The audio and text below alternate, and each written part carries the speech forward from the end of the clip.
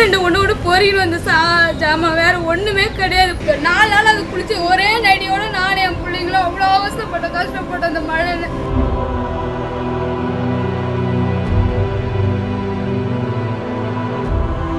Cylinder போயிடுச்சு, அடுப்பு போயிடுச்சு, எல்லாமே போயிடுச்சு. அப்புறம் நாங்கள் என்ன பண்ணுறது சொல்லுங்க, யாரை கேட்கறது? வனவிலங்குலாம் நிறையா வந்தது. ஆக்சுவலாக மானெல்லாம் பார்த்தீங்கன்னா ஒரு 10 மான், மாடுங்க எல்லாமே அடிச்சுட்டு போயிடுது.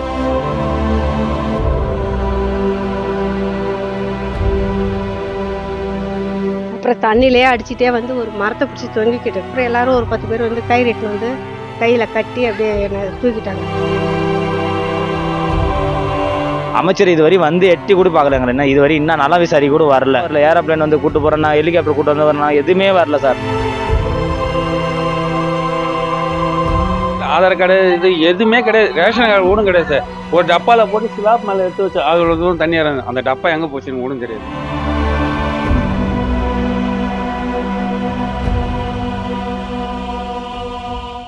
ரொம்ப வீடே போனது இந்த 3 வீடு 4 வீடு தான்.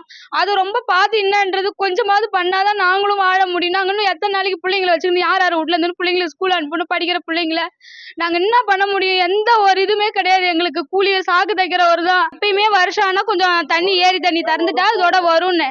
இப்போ ரோடு போடுறதுனால இந்த பக்கம் தண்ணி வரல எங்களுக்கு. இந்த பக்கம் அந்த வாக்கியா தண்ணி இப்படி இதோட வந்ததுனால சரி வந்துடும் போலது பயந்துன்னு நாங்கள் எப்பயும் போல இருக்கிறது முடிஞ்ச வரைக்கும் எடுத்து ஏற கட்டிட்டு போனோம். வந்தாலும் இதோட போயிடுமேன்ட்டு நாங்கள் போயிட்டோம். நாங்கள் இந்த அளவுக்கு வரும்னு நாங்கள் நினச்சி கூட பார்க்கவே இல்லை. நாங்கள் எதிர்பார்க்காத இது என்ன பண்ணுறதுன்னு கவர்மெண்ட் தான் எங்களுக்கு ஏதாவது வீட்டுக்கும் சரி எங்களுக்கு எல்லா பொருளுக்கும் சாப்பாட்டுக்கு துணிமணி எல்லாமே அவங்களா செஞ்சு பண்ணோம். தண்ணி இந்த பக்கம் யாருமே வர மாட்டேன்றாங்க. அந்தாண்ட சந்துல அப்படி இப்படி போயிடுறாங்க. நாங்க இதுக்கு மேல நாங்க எப்படி கெஞ்சி நாங்க இங்க பாக்கத்தா இன்னும் 2 இருக்கிற ஏன் தூக்கின்னு வந்து நாங்க பொழப்ப பாக்குறதா இல்ல நாங்க அவங்க பின்னாடி எப்ப சாப்பாடு கொடுப்பாங்க பின்னாலே ஓட முடியுமா? ஒன்று பொறியில் வந்து ஜாமான் வேற ஒண்ணுமே கிடையாது. பிள்ளைங்கள கூட எங்க வெளியில அனுப்பிச்சு விட்ட பிள்ளைங்கள தெரிஞ்ச இடத்துக்கு அதிகாரிகள் வந்து பார்த்தாங்க, யாருமே பார்க்கலங்க. பின்னாடி வந்து எதுவுமே யாருமே பார்க்கலங்க. சாப்பாடு கூட நாங்க போய் கெஞ்சி வாங்கிட்டு வர்றதா இருக்குது அவங்க கிட்டயும். 4 நாள் அது குளிச்சு ஒரே நைட்டியோட நானும் என் பிள்ளைங்களும் அவ்வளோ கஷ்டப்பட்ட அந்த மழையில. நத்த வீட்டில் இருக்கிறேன். அவ்வளோ இது டோன் கேமரா வருது. கெஞ்சறேன், என் பையனை காட்டி கெஞ்சறேன். ஒரு பிஸ்கெட் பாக்கெட்னா வாங்கி கொடுங்க நான் ரொம்ப கெஞ்சறேன், அழுகுறேன். அந்த பையனையும் கேமரா கிட்ட தூக்கிட்டு வந்து காட்டுறாங்க. எல்லாருமே கெஞ்சி கேட்கறேன். யாருமே ஒரு உதவி கூட செய்ய வரவும் இல்லை, எதுவும் இல்லை. அமைச்சர் இதுவரை வந்து எட்டி கூட பார்க்கலங்க. என்ன இதுவரை இன்னும் நல்லா விசாரி கூட வரல. ஓட்டு கேட்காம வந்து 100 வாட்டி வருவார். சிஎம் சார் வந்து எங்களுக்கு ஒன்றுமே கவனிக்கவே இல்லை. ஃப்ளைட் வருது நான் ஒன்றும் வரல. ஏரோப்ளேன் வந்து கூட்டு போகிறேன்னா, ஹெலிகாப்டர் கூட்டு வந்து வரணும், எதுவுமே வரல சார். லாஸ்ட்டாக தண்ணி கொஞ்சம் அப்புறம் நாங்களே ஜேசிபி வச்சு அவங்களே கூப்பிட்டு போகிறாங்க சார். அது எதுக்கு சார்? அது இம்மா நேரம் கஷ்டப்பட்டேன்.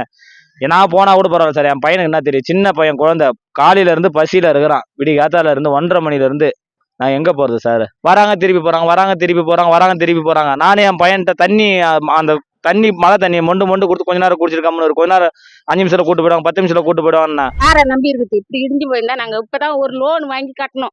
இந்த லோன் வாங்கி கட்டுறது கூட இது இல்லாத என்ன நான் பண்ணுறேன்? இந்த லோன் அடிக்கலை. என் பிள்ளை எவ்வளோ கஷ்டப்படும். இப்போ நான் அவங்க வீட்டில் தான் இருக்கிறேன். என்ன பண்ணுறது? நம்ம 3 நாள் ஆச்சு நாங்களாம் குளிச்சு. சிலிண்டர் போயிடுச்சு, அடுப்பு போயிடுச்சு, எல்லாமே போயிடுச்சு. அப்புறம் நாங்கள் என்ன பண்ணுறது சொல்லுங்கள், யாரை கேட்கறது? அவர் தான் எங்களுக்கு உதவி பண்ணணும். அவர் தான் சாமி மாரி. எங்களுக்கு ஒன்றுமே கிடையாதுப்பா. வீரால் அந்த துணி கூட அடிச்சுட்டு போயிடுச்சுப்பா. செல்லுலாம் எதுவுமே உரக்காகல, தெரியல எங்களுக்கு. தண்ணி இருந்தது, நாங்கள் உயிரை காப்பாற்றுறதுக்கோசம் நாங்கள் போனதுமே எல்லாம் போயிடுச்சு. துணி, மணி, அரிசி, பருப்பு எல்லாமே போயிடுச்சு. வீடு மட்டும்தான் இருக்குது, அது க்ளீன் பண்ணிருக்கோம், வேறு எதுவுமே கிடையாது. இப்போ நைட்டுக்கு சாப்பாடு கூட என்ன பண்ணுறதில்ல. உள்ள எல்லாமே தண்ணி எல்லாமே போயிடுச்சு. கேஸ் அடுப்புலேருந்து எல்லாமே எது இருக்குன்னே தெரியல. உள்ளே போய் பார்த்தா வெறும் காலி வீடு தான் இருக்குது. நாங்கள் என்ன பண்ணுறதுன்னு தெரியல, முடிச்சிட்ருக்கோம். யாரும் வந்து இன்ன வரைக்கும் கேட்கல. ரோட்டோட வராங்க, ரோட்டோட போகிறேன்னு சொல்லிருக்காங்க. அதை கூட உள்ளே வந்து யாரும் கேட்கல. சாப்பாடு மட்டும் யாரோ கொண்டாந்து கொடுக்குறாங்க.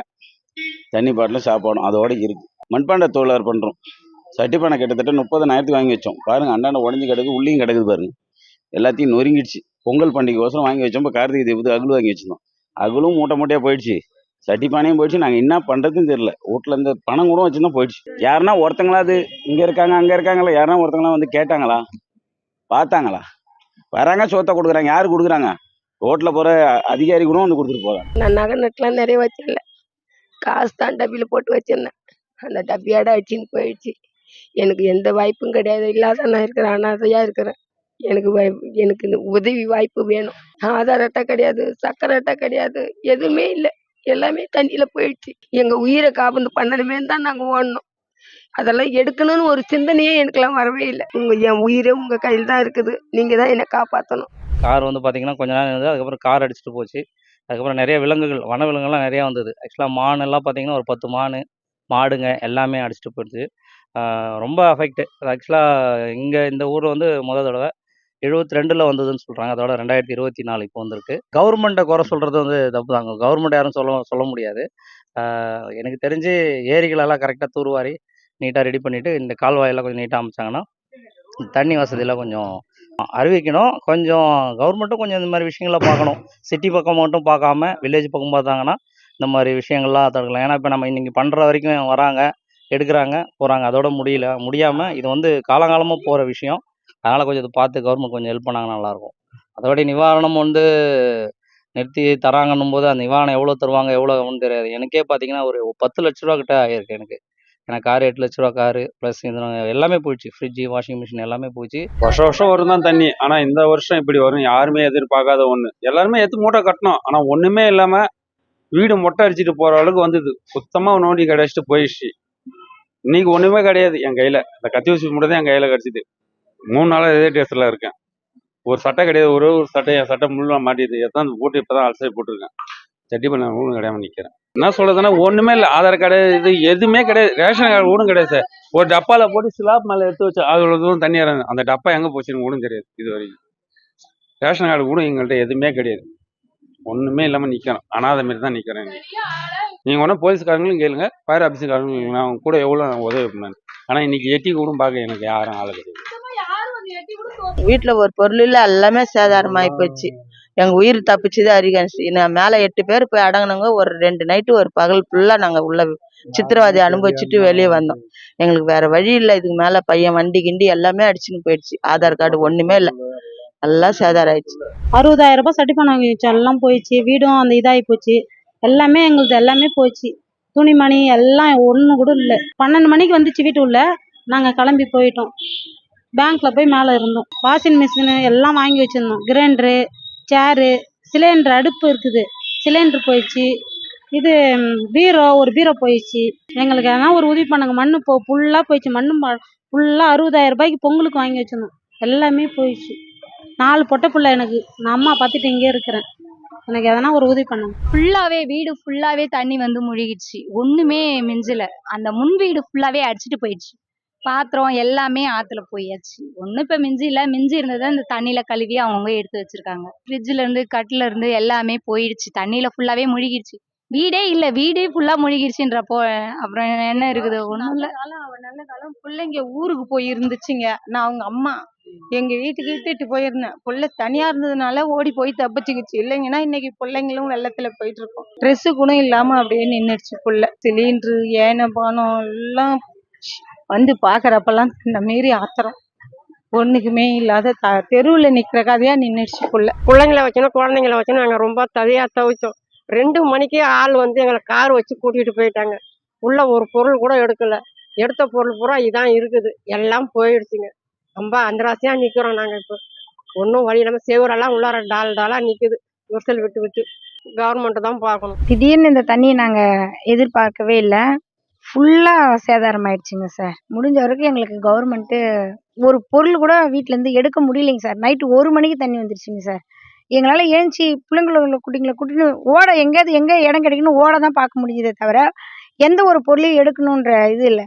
எல்லாமே போயிடுச்சுங்க சார். கட்டிக்கிற துணி மட்டும்தான் சார் இது போட்டிருக்கோம் பார்த்தீங்களா, இதுதான் சார் இருக்கு. Ration card, Aadhaar card, voter ID எல்லாமே எதுவுமே இனிமேட்டு எல்லாமே எங்களுக்கு புதுசாக குடும்பம் பண்ணுற மாதிரி தான் சார். எங்களுக்கு முடிஞ்ச வரைக்கும் கவர்மெண்ட் எதனா எங்களுக்கு உதவி பண்ணணும் சார். ஒரு மெத்தைக்கு போயிட்டு இப்படி இறங்கினா சரி விட்டுருச்சு. அப்புறம் தண்ணியிலே அடிச்சுட்டே வந்து ஒரு மரத்தை பிடிச்சி தொங்கிக்கிட்டு இருக்குது. அந்த வேணா மரம் இந்த வீட்டில் அதை பிடிச்சி தொங்கி இருக்கும்போது அப்புறம் எல்லாரும் ஒரு 10 பேர் வந்து கயிறு எட்டுன்னு வந்து கையில் கட்டி அப்படியே என்னை தூக்கிட்டாங்க. தூக்கிட்டு வந்து அப்புறம் ராத்திரி போய் வேறு இடத்துல படுத்துட்டு அப்புறம் காலையில் தான் வந்தோம். வந்து எல்லாம் வீடெல்லாம் பார்த்தா பூரா எல்லாம் அடிச்சுட்டு போயிடுச்சு. ஆனால் ஒரு பொருள் கூட இல்லை, எல்லாமே போயிடுச்சு. எதுவுமே இல்லை. போட்டுக்கிற துணியோட தான் வெளியே வந்தோமே. என்ன பண்ணுறதுன்னு எங்களுக்கு எதுவுமே புரியல சார். பசங்களுக்கு ஸ்கூல் பேகு எல்லாமே போயிடுச்சு. ஒன்றுமே இல்லை. படுத்துன்னு இருந்தோம். தண்ணி பார்த்தா திப்பு திப்புன்னு வந்துச்சு. உயிர் போயிடுச்சா போதும்னு சொல்லிட்டு நாங்கள் எல்லாம் கிளம்பிட்டோம் சார். மாடு கீடெல்லாம் போயிடுச்சுங்க சார் தண்ணியில. நீங்க தான் எதனா பார்த்து எதனா செய்யணுங்க சார். எல்லாமே சேதாரம் ஆயிடுச்சு சார். ஒண்ணுமே இல்லைங்க சார். வீட்டுல பசங்க படிக்கிற புக்கு எல்லாமே இதுவாயிடுச்சுங்க சார். ஃப்ரிட்ஜு கிட்ஜி டிவி எல்லாமே போயிடுச்சுங்க சார்.